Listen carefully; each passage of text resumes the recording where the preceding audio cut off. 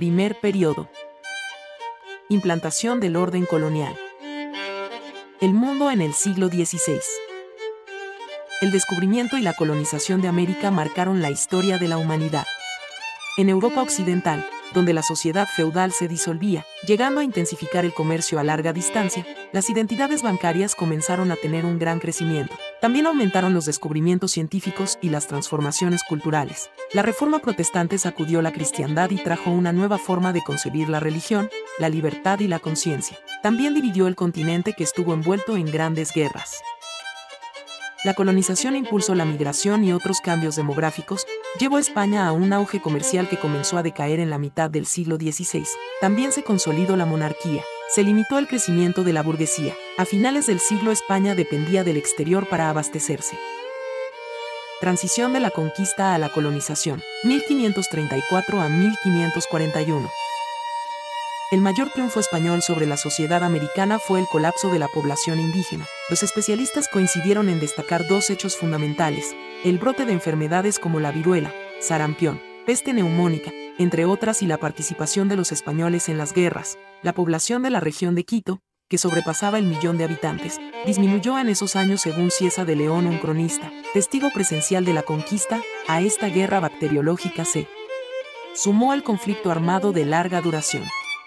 En el Perú, el estado de guerra permanente no se detuvo hasta fines del siglo XVI.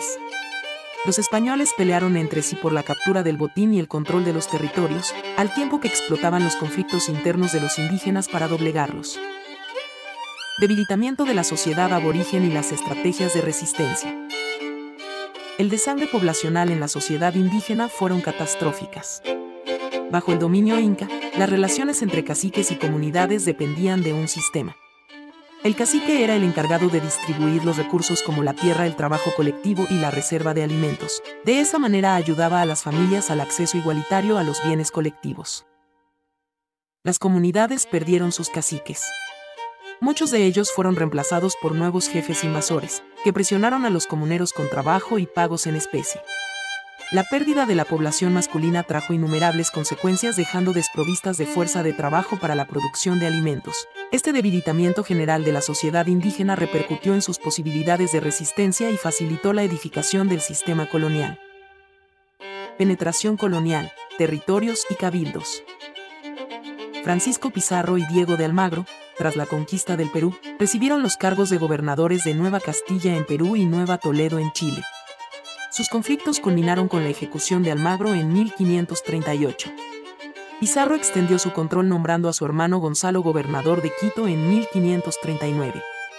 Las luchas entre conquistadores continuaron, y Pizarro fue asesinado en 1541 por almagristas que proclamaron a Diego el Mozo como líder, aunque este fue depuesto y ejecutado en 1542 por Cristóbal Vaca de Castro, enviado por la corona. Durante este tiempo, los españoles fundaron ciudades sobre asentamientos nativos y establecieron cabildos para organizar la ocupación y colonización.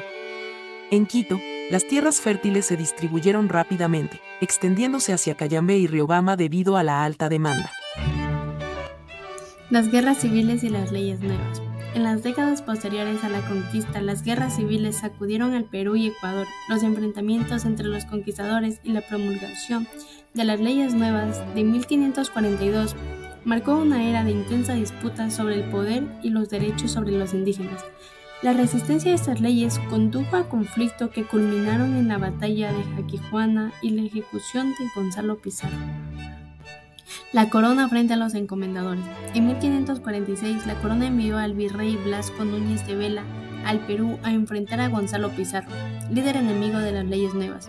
Pizarro venció en Iñaquito y decapitó al virrey.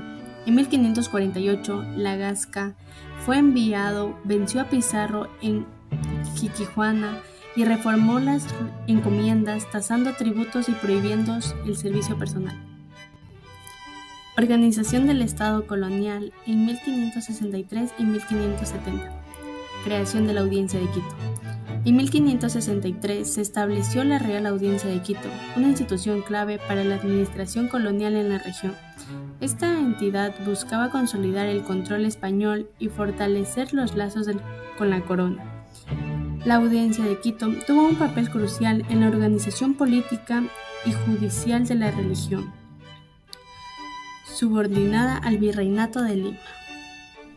Los primeros años. Ayala relata los primeros años de Fernando de Santillana como presidente de la Audiencia de Quito bajo Felipe II, encargado de controlar a los encomendadores y proteger a los indígenas.